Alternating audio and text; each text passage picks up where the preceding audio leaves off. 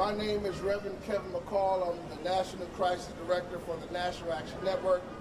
And I have with me to my left is Minister Stephen Marshall, who is the liaison to Reverend Al Sharpton.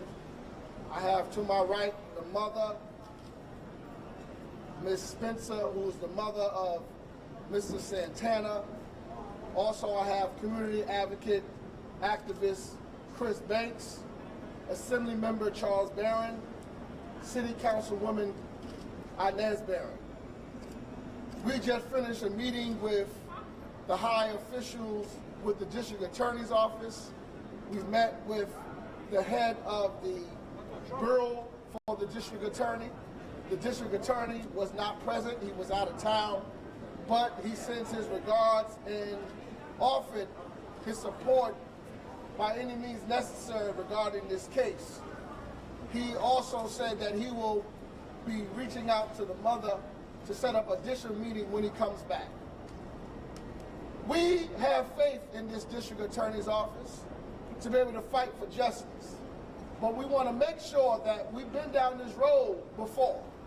We've been in meetings with the District Attorney's Office and we gave them hope and prosperity, and they have failed to prosecute, failed to bring justice to this family and to many families.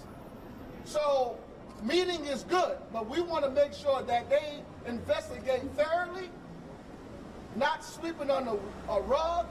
We want to make sure that it happens swiftly, and we want to make sure that this officer not just face mortified duty, but be off the force immediately. We cannot stand by and allow a New York City police officer sergeant who has a rap sheet longer than the law allowed to operate in New York City. There was no weapon involved. This wasn't about a robbery. This was about a mad officer who did not control his temper and did not control himself. And he should not be on the force. He should not be in the New York City Police Department. At this time, we will have community advocate Chris Banks will come and say a few words. We are calling for justice. The community is calling for justice. This assault wasn't just on Trevon, but it was on the entire city of New York. When you have a rogue officer who decides to take actions into his own hand. And this is something we can't allow. So we are asking for justice. We want a speedy indictment, and we want this city to begin to heal.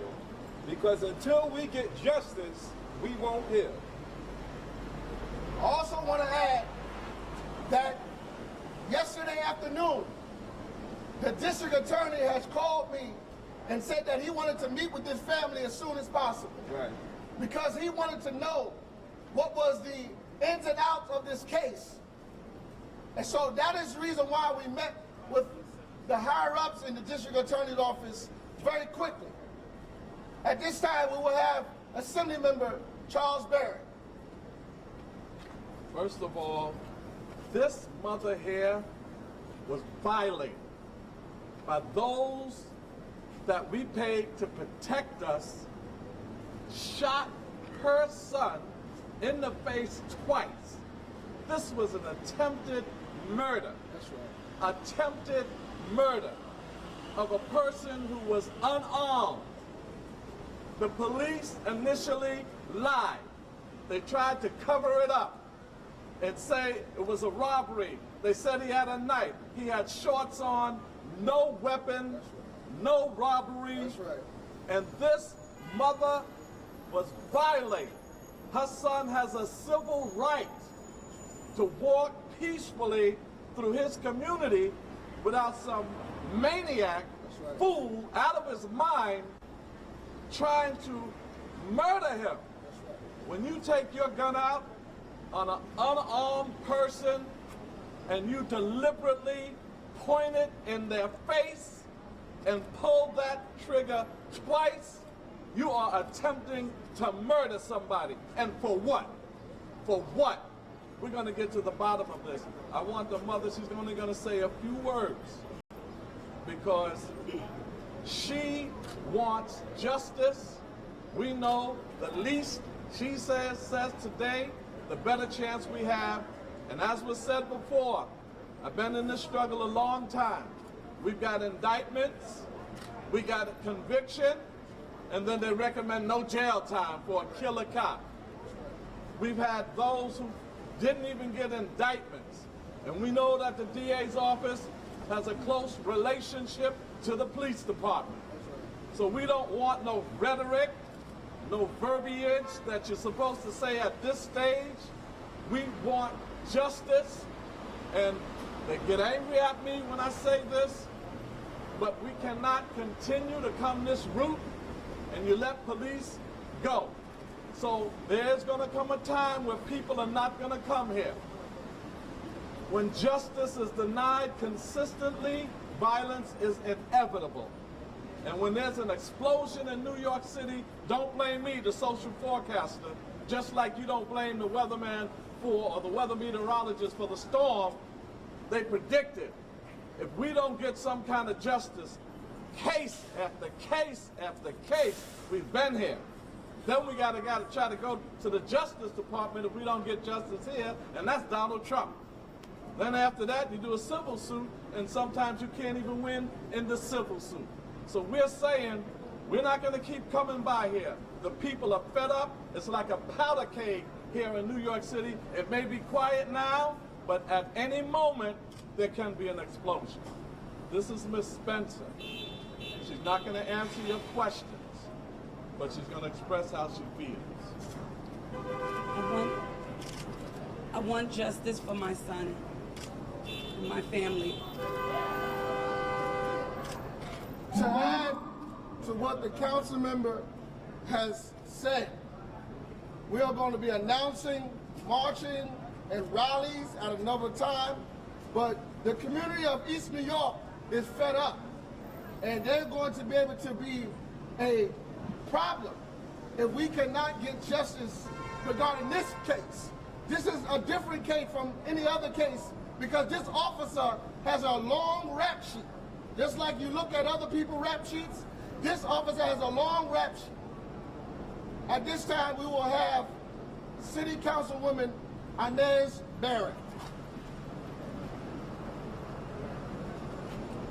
I just want to say that I'm here supporting Ms. Spencer in this ordeal. We had a meeting, yes, with the district attorney staff, and they said all the right things. We're going to be thorough. We're going to make sure that we carry this through to the end. But we have seen so often that the end result is not, in fact, justice for those who have been denied the opportunity to get the fullness of that justice. We're calling for the district attorney to bring the charges of attempted murder.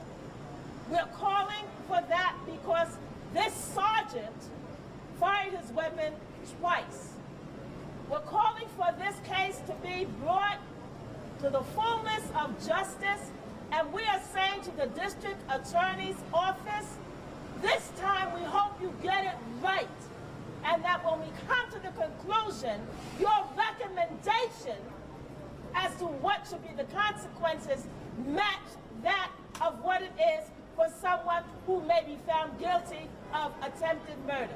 We've been down this road a long time, many times, and we're looking to see now what type of justice we will come through at the end result. We're here to support the family, but as has been said, we're concerned about the historic cordial relationship of the district attorney's office with the police department. And we want to see what the result is going to be in the end. At this time, we will have Minister Stephen Marshall liaison to Reverend Al Sharpton. I just want to make one thing clear. Mr. Santana is not a suspect of a crime. Therefore, I would trust that our friends in the media and those who are influential in our city do not treat him as such.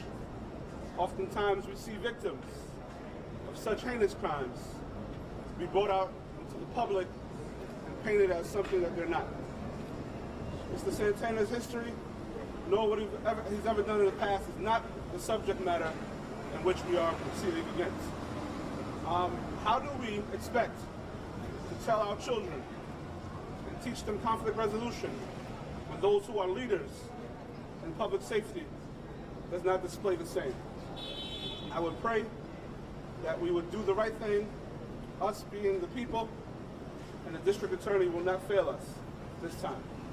I want to say also, we're telling the police department, the commissioner, they owe this family an apology for handcuffing her son That's right. while he was heavily sedated That's right. and committed no crime. That's right. They handcuffed him in the hospital. We had to call the police chief of North, to tell him to take them damn handcuffs off of him, because he's not the criminal. Cuff your cop. You want to cuff somebody. That's right. Thank you.